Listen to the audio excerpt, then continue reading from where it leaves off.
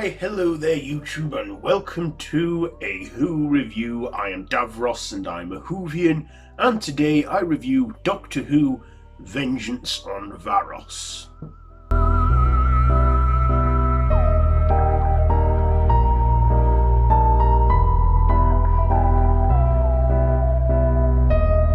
So, Vengeance on Varos is a Sixth Doctor two-parter where the Doctor and Peri are low on a power source for the TARDIS, so they go to the planet of Varos, where they find these machiners or something, draining the planet, and led by this reptilian being named Syl, who is a little reptilian-like creature, and of course, there's also a poor population there on the planet, and the Doctor and Peri soon find themselves fighting for their lives when trouble unfolds. So let's get on to my likes and dislikes about this one. First of all, the likes. So I like Colin Baker in this. His performance was good and slightly dark as well. This serial definitely got dark. I'll get to that in a moment, but I also loved Nicola Bryant as Peri, still with her whiny American voice. See, Peri, I like her and I sometimes don't like her, but she was meant to be an American, but she put on a bit of a whiny voice sometimes. But in this, she wasn't too bad. I also like the villain of Syl. Now, he came back the following year in The Trial of a Time Lord with another creature like him, and was played by Chris Ryan, who returned in the modern era as General Stahl in a David Tennant story. Anyway, yes, Syl, a very menacing little villain he is. He's like a very evil little dominator, and is a very, I would probably say, not a forgotten or underrated villain, but a unique villain. Probably a two-time villain, because he's only appeared in the show twice in Colin Baker's run. So I like Syl. I also liked, that this serial was slightly dark. Dark with the violence and stuff. Now, Colin Baker's era is controversial for these things with the violence, like including, Attack of the Cybermen, where a guy gets his hands crushed and it draws blood from the Cybermen. And this one, definitely had a darker aspect to it, especially the cliffhanger at the end of part one, where the Doctor's been forced into an illusion where he's on a dry desert and he's dying from heat exhaustion, and then he's sinking into the sand. But it's all in his head, it's all an illusion they create. But the Doctor just laying there lifeless. Look, very unsettling, and like I said, dark, and the way the screen cuts off and we hear that little chuckle from Syl, that and then it just ends there. That's a pretty dark cliffhanger now, and I wonder what that was like back in 1985, having to live with that for a week. But anyway, it's soon quickly resolved and it's no big deal. The Doctor gets out of it.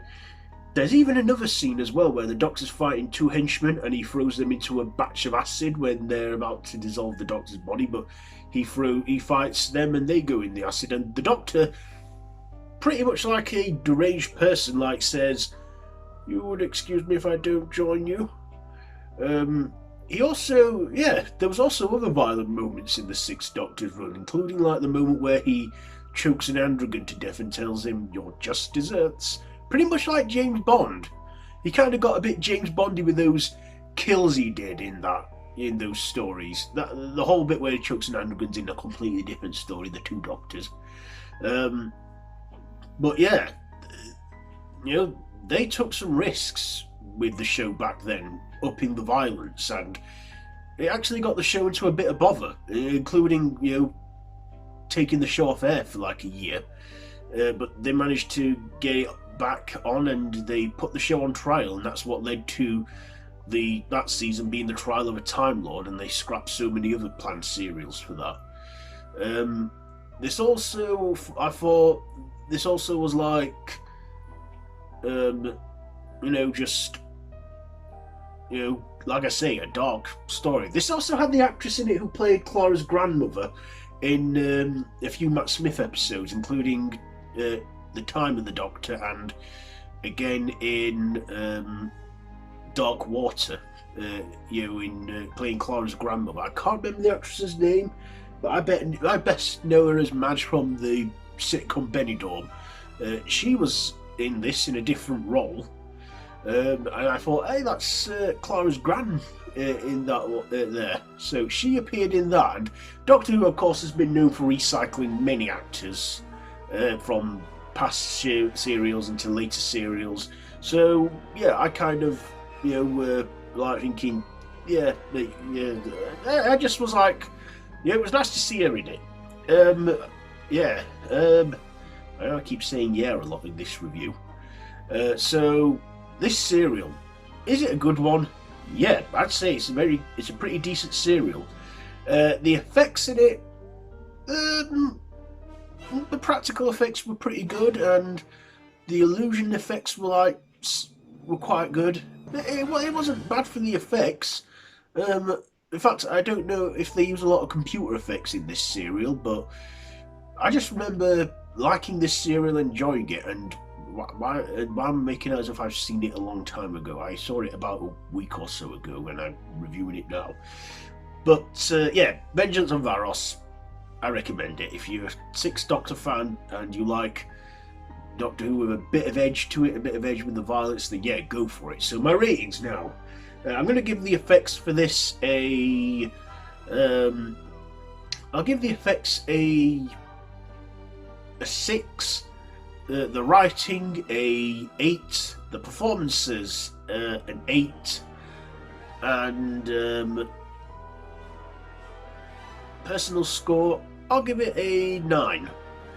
I really enjoyed this one, so there you go, my ratings for that one, for that Who review. So yeah, that has been my Who review on Doctor Who Vengeance on Varos. So have you seen this one? Let me know down in the comments below. If you like this video, be sure to give it a big thumbs up, share with your friends, feel free to subscribe to my channel if you haven't already, and to hit that notification bell. All of my social media links are linked down below in the description. I've been Davros the Whovian, and this has been a Who review. So until next time, run for your life.